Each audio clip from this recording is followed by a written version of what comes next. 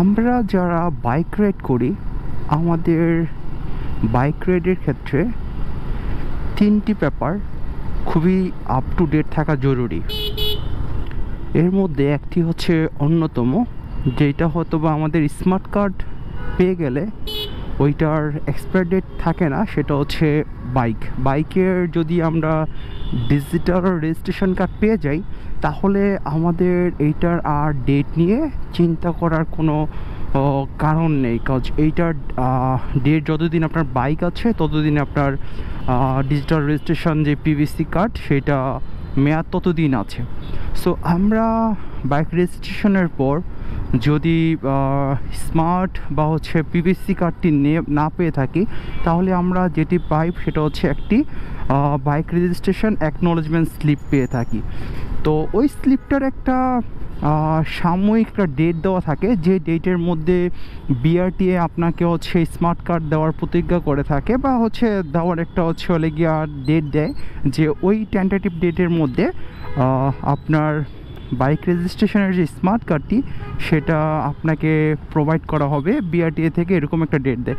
But যদি কোনো কারণে তারা হচ্ছে ওই ডেটের মধ্যে দিতে ব্যর্থ হয় তাহলে আপনাকে যেটা করতে হবে সেটা হচ্ছে ওই অ্যাকনোলেজমেন্ট স্লিপের যে ডেট আছে সেই ডেটটা আপনাকে বাড়িয়ে নিয়ে আসতে হবে বিআরটিএ থেকে গিয়ে।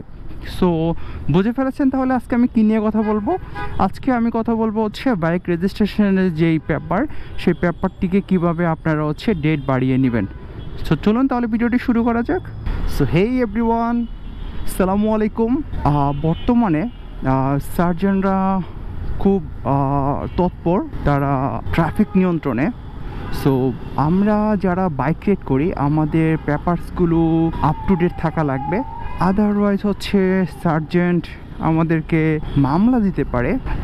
মামলা থেকে রক্ষার জন্য আমাদেরকে যেটা করতে হবে সেটা হচ্ছে আমাদের পেপারসগুলো আমাদের খুব সাথে রাখতে হবে। আর আমরা যারা প্রথম বাইক কিনি বা প্রথম বাইক রাইড করি আমরা বাইকের একটা জিনিস সবাই খুব মিস করি, সেটা হচ্ছে বাইকের অ্যাকনোলেজমেন্ট স্লিপ।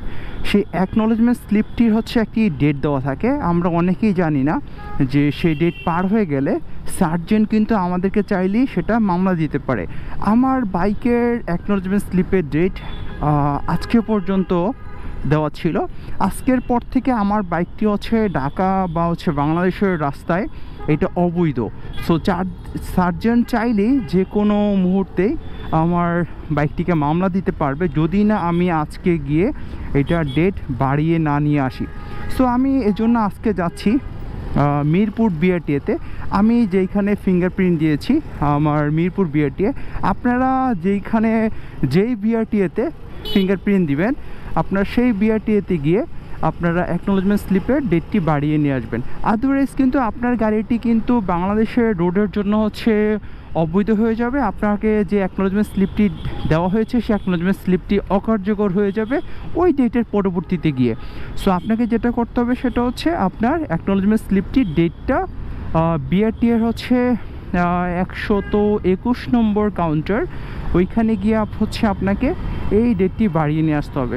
সো চলুন তাহলে কিভাবে হচ্ছে আমি বিআরটিএতে গিয়ে অ্যাকনোলেজমেন্ট স্লিপের ডেট বাড়িয়ে নিয়ে আসি এবং কি কি পেপারস লাগে সেটা হচ্ছে আপনাদের সাথে শেয়ার করব। সো আমার বাইকের যে রেজিস্ট্রেশন অ্যাকনোলেজমেন্ট স্লিপটি আছে ওইটাতে ডেট দেওয়া আছে 29 ডিসেম্বর 2024। সো আমাকে এখন যেটা করতে হবে এইটা নিয়ে বিআরটি অফিসে গিয়ে ডেটটা একটা সাময়িক সময়ের জন্য বাড়িয়ে নিতে হবে। সো চলে আসছি মিরপুর বিআরটিতে।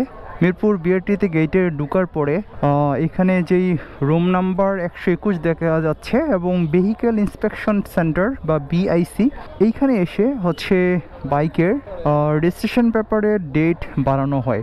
এই রুম 121, এইখানে 4টা বুথ আছে, 4টা বুথের সিরিয়ালে দাঁড়িয়ে আপনার হচ্ছে বাইকের রেজিস্ট্রেশন পেপারে ডেট বাড়িয়ে নেওয়া হয়।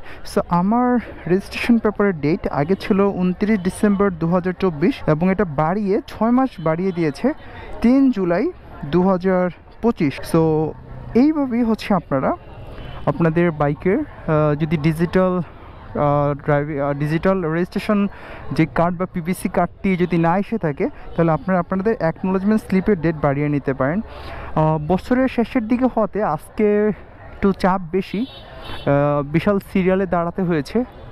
সো আপনারা যদি সকাল সকাল চলে আসেন বা হচ্ছে একটু দুপুরের পরের দিকে, তাহলে বিটটা একটু কম পাবেন। বিআরটিএ থেকে বের হয়ে মিরপুর 60 ফিট দিয়ে আগারগাঁও দিয়ে চলে আসলাম, এখন বাসায় চলে যাচ্ছি। সো যেতে যেতে যে কথাটা আপনাদের সাথে শেয়ার না করলেই নয়, বাইকের 3টি কাগজ সবসময় আপ টু ডেট রাখবেন। একটা হচ্ছে ড্রাইভিং লাইসেন্স, যদিও ড্রাইভিং লাইসেন্স এখন হচ্ছে আমরা ই পেপার ইউজ করতে পারবো যদি আমাদের ড্রাইভিং লাইসেন্সের মেয়াদ থাকে। আরেকটি হচ্ছে tax token, up to date tax token, এবং আরেকটু হচ্ছে যদি আমাদের বাইকের স্মার্ট কার্ড থাকে তাহলে তো আলহামদুলিল্লাহ ভালো, আর না থাকলে অ্যাকনোলেজমেন্ট স্লিপটাকে আপ টু ডেট রাখবেন। সো এই 3টে জিনিস যদি আপনার থাকে, আপনি বাংলাদেশের আনাচে কানাচে যে কোনো জায়গায় রাইড করতে পারবেন। সার্জেন আপনাকে কোনো মামলা দিতে পারবে না, আপনার কাছে পারমিট আছে। 121 নম্বর রুম থেকে হচ্ছে আপনারা অ্যাকনোলেজমেন্ট স্লিপটা ডেটটা বাড়িয়ে নেবেন। যদিও খুব শীঘ্রই সম্ভবত আমাদের ড্রাইভিং লাইসেন্সের মতো বাইকের রেজিস্ট্রেশনের যে পেপারটা সেটাও ই পেপার করার গ্যাজেট আসবে বলে আমার মনে হয়। আসলে এই আধুনিক যুগে এসে এখনও পর্যন্ত পেপারের ডেট বাড়িয়ে নেওয়াটা আমার কাছে একটু সেকেলে মনে হচ্ছে। যেটা বলছিলাম আর কি, এই বর্তমান ডিজিটাল যুগে এসে 2024 সালে এসেও পেপার বেস থাকাটা আমার কাছে বোকামি মনে হচ্ছে। বাট হ্যাঁ, তাদের আস্তে আস্তে বা একটু সচেতন হচ্ছে বা একটু ডিজিটালাইজ হচ্ছে। তারা ড্রাইভিং লাইসেন্সের যেই পিভিসি কার্ড বা ড্রাইভিং লাইসেন্সের ডিজিটাল কার্ডটি দিতে ব্যর্থ হওয়ার কারণে তারা হচ্ছে পেপার বেসড মানে ই ড্রাইভিং লাইসেন্সটাকে অ্যাকসেপ্ট করে দিয়েছে। সো যদি আমাদের মোটর সাইকেলের ক্ষেত্রে বা আদার্স যানবাহনের ক্ষেত্রেও যদি হচ্ছে তারা যে হচ্ছে পিভিসি কার্ডটি বা ডিজিটাল রেজিস্ট্রেশন কার্ডটি দিতে পারছে না, সেটাও যদি হচ্ছে তারা ই পেপার বেসড করে দেয় তাহলে আমার মনে হয় সবচেয়ে বেটার হবে। কারণ এই ডিজিটাল যুগে এসেও আসলে পেপারের ডেট বাড়িয়ে নেওয়াটা, তারপরে ডেটটা হচ্ছে 3 মাস 4 মাস 6 মাসের জন্য বাড়িয়ে নিয়ে আবার ওই ডেটে দিতে তারা হচ্ছে ব্যর্থ হওয়ার কারণে আবার এসে ডেট বাড়িয়ে নেওয়া, দেন লম্বা সিরিয়ালে দাঁড়িয়ে হচ্ছে হলে গিয়ে এই যে ডেটটা বাড়িয়ে নেওয়া, এটা আসলে শুধু যদি তারা ই পেপার বেসড করে দেয় তাহলে এই সিস্টেমটা কোনো প্রয়োজন আছে বলে আমার মনে হয় না। গিয়ে ফিজিক্যালি হচ্ছে বিআরটিএ থেকে ডেট বাড়িয়ে নিতে হবে। সো আমার যেই ফাইনাল যেই রিকোয়েস্টটা থাকবে ঊর্ধ্বতন কর্মকর্তাদের কাছে, তারা যদি হচ্ছে ডিজিটাল রেজিস্ট্রেশনের যে কার্ডটি সেটা হচ্ছে যদি হচ্ছে ই পেপার বেসড করে দেয় বিআরটি ডিআরসি যেই অ্যাপসটা আছে সেই অ্যাপসটাতে, তাহলে সবচেয়ে ভালো হয়। যদি ভিডিওটির ইনফরমেশন আপনাদের কোনো কাজে লেগে থাকে বা ভিডিওটি যদি ভালো লেগে থাকে তাহলে অবশ্যই একটি লাইক, কমেন্টস এবং সাবস্ক্রাইব করে পাশে থাকবেন। সো দেখা হচ্ছে নেক্সট কোনো ভিডিওতে। Stay tune. আল্লাহ হাফেজ। আসসালামু আলাইকুম।